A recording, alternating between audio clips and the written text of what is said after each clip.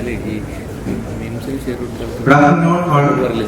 Thanks for the nice introduction. First of all, I thank KGM for giving an opportunity to discuss about chronic pain in such a platform. It's a common problem. I am discussing different approach to the problems. International Association of Study of Pain has given a wonderful definition of pain. Pain is an unpleasant sensory and emotional experience associated with the actual or potential damage or described in terms of this damage.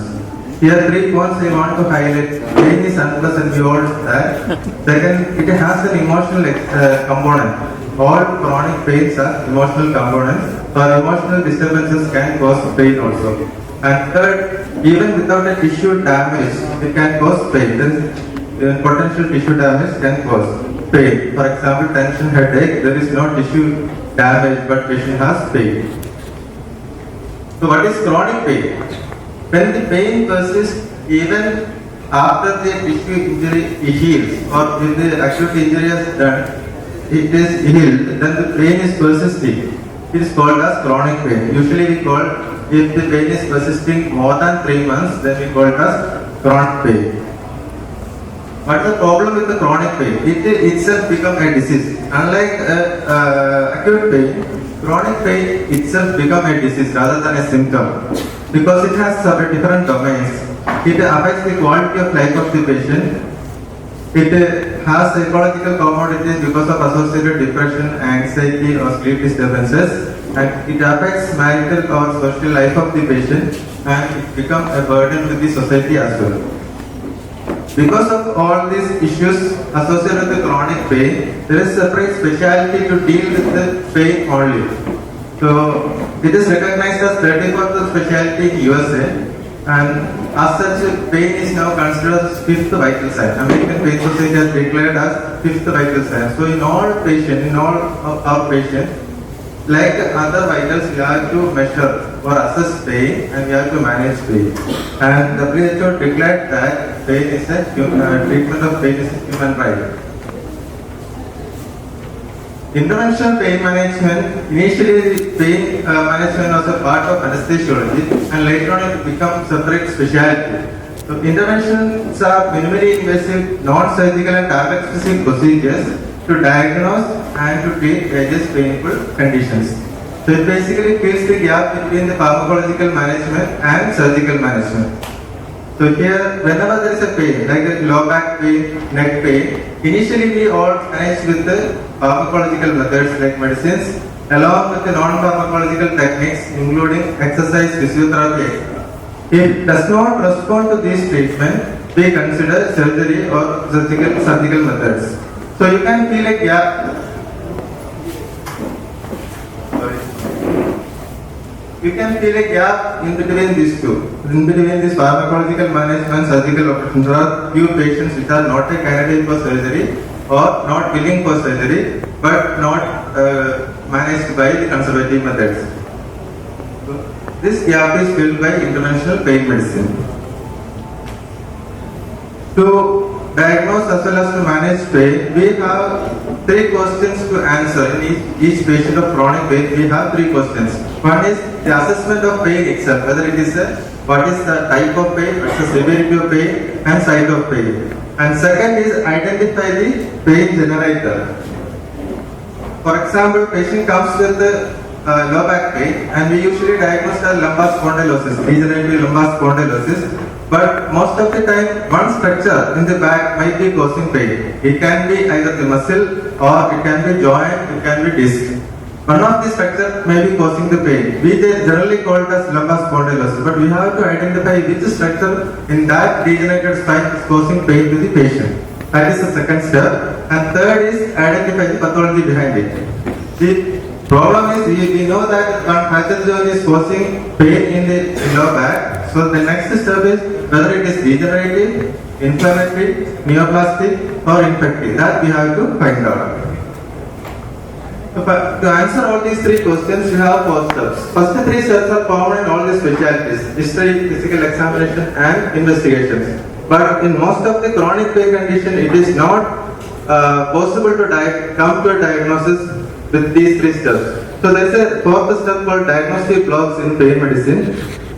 Whenever we are in doubt, we have a patient of neck pain and we don't know which is the diagnosis. The patient is having pain and we suspect that this facet joint might be a cause of pain in that patient. So just to give 0.3 to 0.4 ml of local anesthetic to that suspected facet joint or to the nerve supply of that facet joint, and if the patient's pain is relieved, that is diagnostic of the condition, you can treat it after that. So that is diagnostic block. So there was a study by Pang et al. They studied 104 patients who were diagnosed as non-specific low back pain. That is a common diagnosis. We diagnosed as non-specific low back pain. They did serial diagnostic block in all these patients. 5 facet joint block or SI joint and then lumbar root block. So they could diagnose this. 24% was suffering from facet joint disease. Another 24% both lumbar root and facet and so on. So still there was a group, around 13% still they could not diagnose. That is also possible. There are several diagnostic procedures in interventional pain medicine. Diagnostic nerve block, that is after a hernia repair, a patient comes with a growing pain. It is a type of neuralgic pain and we suspect ilioinguinal neuralgia. Under ultrasound guidance, you give 2 ml of local anesthetic, and if the patient's pain is relieved, that shows that it is ilioinguinal neuralgia. So it is a diagnostic nerve block. Similarly, if we are suspecting facet joint pain, go for facet joint block, or if we are suspecting discogenic pain, that is degenerative disc pain, we do propagatory discography and so on. These are several diagnostic methods. So after the diagnosis, we come to after the examination, investigation and even a diagnostic block. If you have a diagnosis, then go for the management. Always the management, the first step will be conservative. Medicine, exercise and the ergonomics including extra. And even after that management, if the pain is persisting or if the patient is having severe pain, we go for interventions. Interventions are procedures with 3 mechanisms of action. One is either the targeted delivery of the drugs. For example, if the patient is coming with a lumbar radiculopathy, that's a L5 radiculopathy, under fluoroscopy, directly go to the foramen and give a selective root block with the local anesthetic and steroids. So that is at the site of inflammation we are giving the medicine. That is targeted delivery. Similarly, for cancer pain, celiac plexus you go under fluoroscopy and inject alcohol into the celiac plexus. So that relieves pain of the patient. And second is aims to correct the pathology itself. So for example, a case of Payne-Baxter syndrome because of epidural fibrosis, we can do additional lysis, percutaneous additional lysis of the epidural fibrosis. Or a case of contained disc herniation, we can go for nucleoplasty or percutaneous disc decoration. These are the techniques to correct the pathology itself. And third is blocking of the nerve signals. There are a lot of conditions where we can't cure the condition. For example, degenerative diseases. So in such condition, we can block the pain signals so that patient will get pain relief and better quality of life. Example is trigeminal neuralgia. We can go for trigeminal ganglion radio frequency ablation so that patient will get pain relief.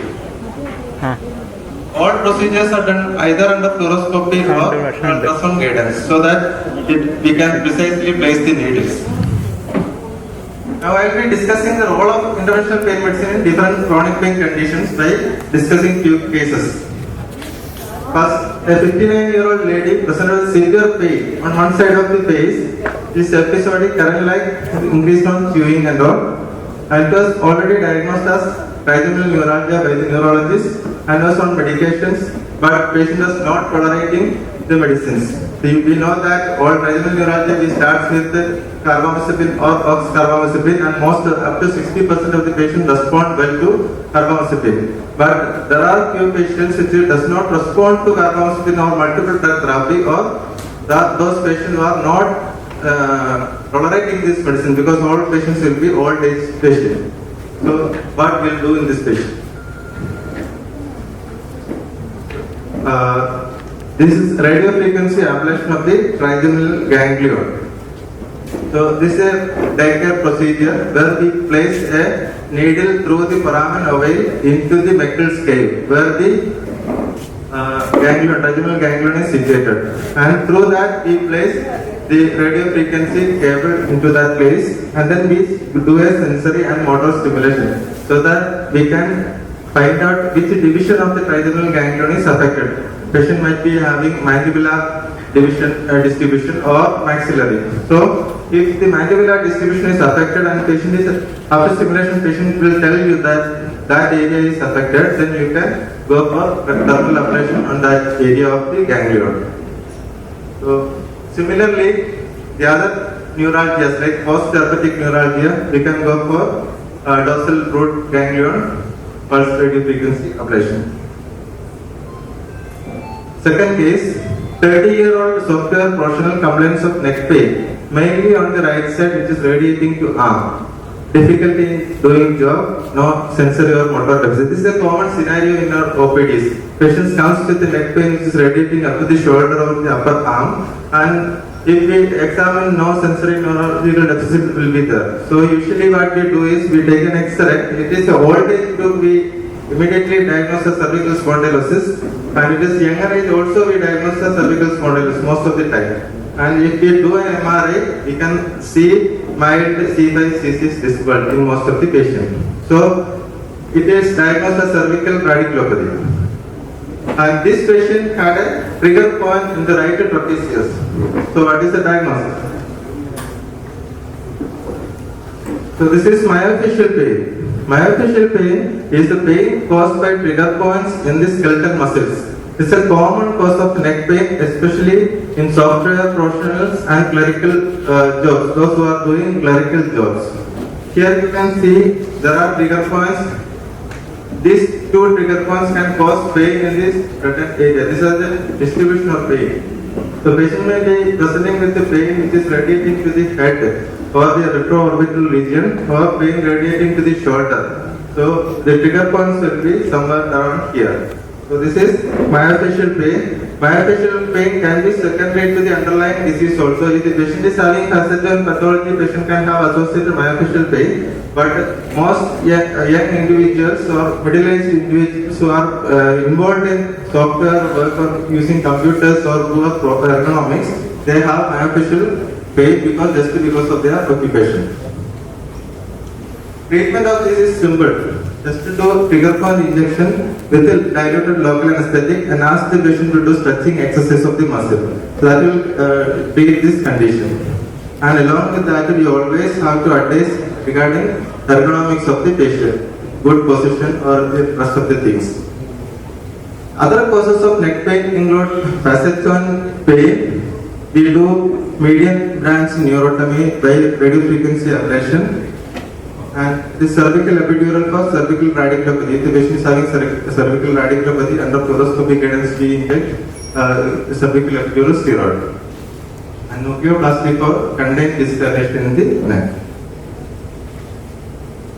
Third case is case of severe pancreas having severe abdominal pain, is not responding to morphine and even fentanyl patch, but we can offer for this patient.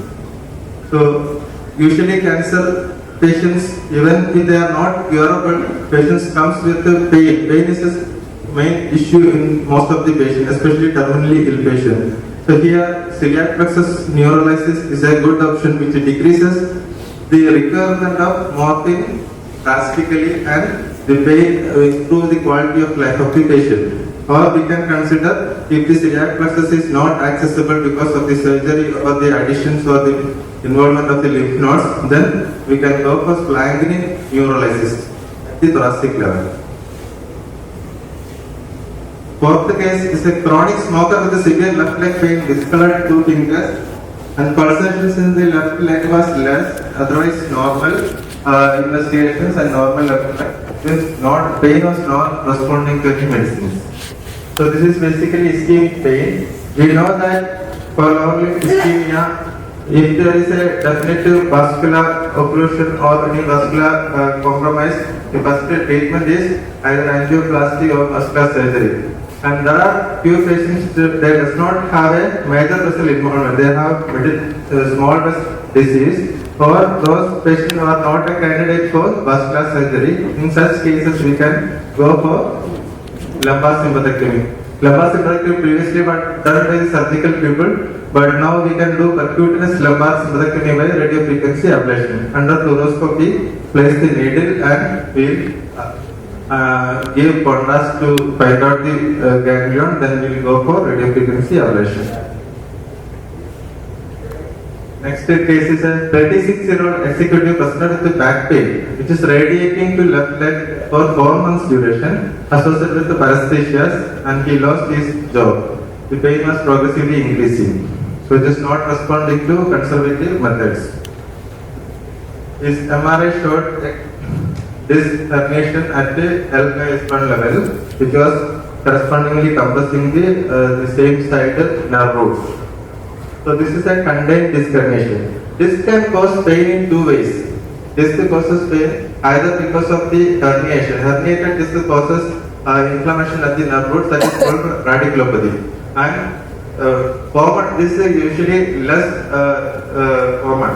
It's almost 4% of low back pain is caused because of herniated disc. But more common is degenerated disc, that is discogenic pain. Here the pain will be usually axial pain. There will not be radiation to the lower limb, only the patient will be having mid back pain, that is degenerated disc. So both are different and the treatment also is different. In this case of contained disc herniation, contained disc herniation means the disc has a annulus fibrosis and inner nucleus pulposus.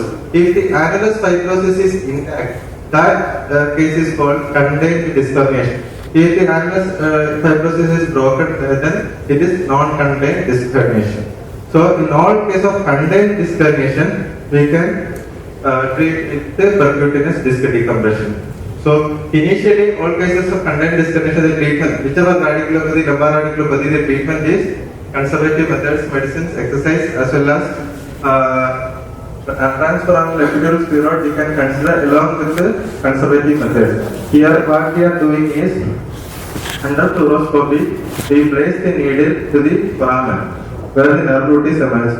And if the patient is having S1 radiculopathy, we go to the S1 root and then we inject the dye. And then you can see the dye coming out to the epidural space as well as to the nerve roots. Then we give a minimal dose of steroid directly at that site. That will decreases the inflammation. We are giving directly at the site of the pathology.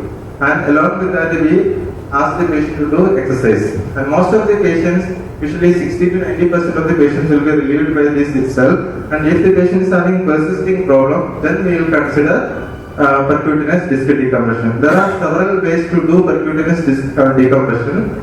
So one is mechanical, second is thermal ablation, and third is chemical nucleolysis. This is mechanical decompression. Here what we do is we place a needle into the disc percutaneously by fluoroscopic guidance. Through that needle we place this probe. This is a decompressive probe, and by the rotating device it removes the part of the disc materials from inside. So if it decreases, this is a contained disc herniation. So when we remove this material from inside, that will decrease the intradiscal pressure and the herniated disc comes back to normal. So this is mechanical decompression. And another thing is nucleoplasty. Here the mechanism is similar, only thing is we are doing it by radiofrequency ablation. Here nucleus pulposus is removed by thermal ablation. And third is chemical nucleolysis. This is the first one introduced and still it is working. It is ozone nucleolysis. Here under fluoroscopy we are injecting ozone into the nucleus pulposus, which causes dehydration of the disc, and intradiscal pressure decreases and the herniated disc comes back to normal. In contained disc herniation it works well. So it is also known as ozone discectomy. This is similar to surgical discectomy in such cases. So all these three cases, it is only possible to do when the disc is contained. Otherwise it is not possible. Next is a 58-year-old male patient presented with, he underwent L4, L5 laminectomy and discectomy around 6 months back. Initially after the surgery, patient got complete pain relief, and after around 1 to 2 months, patient started pain in the same distribution in the legs as well as in the back. Severe pain which is not responding to any medicines. So this we call it as failed back surgery syndrome. And one of the cause of failed back surgery syndrome is the epidural fibrosis. So initially patient gets relief after the surgery, and after some time, after few weeks or months, patient comes back with the pain. That is epidural fibrosis. Sometimes pain will be there just immediately after the surgery. That is not because of epidural adhesions. That might be because of the improper surgery or improper diagnosis before the surgery. So here, if this due to epidural fibrosis, what we do is under fluoroscopy, we place the needle through the caudal root into the epidural space and we inject a dye. So here you can see there is no dye spread in this X-ray. So there are nerve roots are blocked because of the fibrosis. And here we place a Rax catheter through this caudal root into the root which is blocked. Here we can say this L5 root is not, dye spread is not there. We place the Rax catheter there and do a mechanical adhesiolysis. After that, we inject hypertonic saline along with the hyaluronic acid to do a chemical adhesiolysis. And after the procedure, we inject a dye. Here you can see the spread of the dye. There are better procedures now. Epiduroscopy is available. Here directly we can place a scope into the epidural space and under vision we can do the epidural adhesiolysis. And if this does not work, all this treatment does not work in failed back surgery syndrome, the next option is spinal cord stimulator. Spinal cord stimulator, we are placing something like a pacemaker. We are placing leads into the dorsal column of the spinal cord in the epidural space itself, and it will give electrical stimulation of the dorsal column, so it decreases the pain of the patient. So this is a costly affair. We are not doing at our school.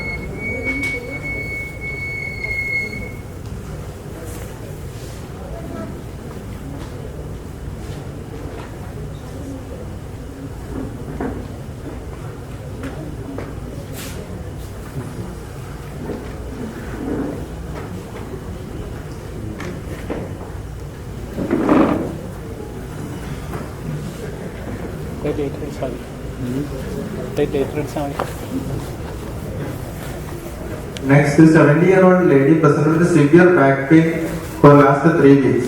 Patient had a tender vertebra in the mid back. X-ray shows L1 compression fracture. So this is osteoporotic compression fracture, and patient has severe pain. It's not, patient can't give NSAIDs because of the old age and associated comorbidities. So what will you do for this patient? So basically this is osteoporotic compression fracture. So what we can do is vertebroplasty. This is a percutaneous procedure where we are placing a needle into the fractured vertebra under fluoroscopy. Then we inject the liquid cement, bond cement into the vertebra. So it will give immediate pain relief to the patient and will get some stability to the spine. Mainly it is to the pain relief to the patient. So in low back pain, if this is due to radiculopathy, initially we give transforaminal epidural or selective nerve root block, and then if this conduct disconnection, we go for percutaneous disc decompression. And if this due to the joints, if this SI joint or facet joint is causing problem in the back, go for intra-articular injection in case of SI joint, and in case of facet joint, we go for medial branch radiofrequency ablation, which is a cure for that case. And for failed back surgery, caudal neuroplasty, which is called percutaneous epidural adhesiolysis, and for osteoporotic fracture vertebra, we do vertebroplasty. So last, it is a knee pain. This is another common problem. We know that commonest cause of knee pain in our OPD is osteoarthritis knee, especially in old age group.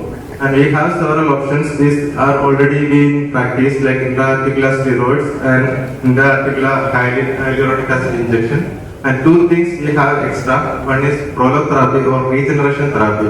Here in grade 1 and 2 osteoarthritis, what we do is intra-articular injection of platelet-rich plasma or dextrose solution will causes regeneration of the cartilage, which is damaged. And if it is grade 3 or 4, it is a candidate for TKR, total knee replacement. And if the patient is not willing for TKR or not a fit for TKR, then we can give pain relief by doing genicular radiofrequency ablation. Here, superior medial, superior lateral and inferior medial genicular nerves can be we can undergo this genicular radiofrequency ablation under fluoroscopic agents, and patient will get good pain relief for a 6 months to 1 year, so that it improves the quality of life. Along with that, we can start rehabilitation of the patient. It will give long-term pain relief.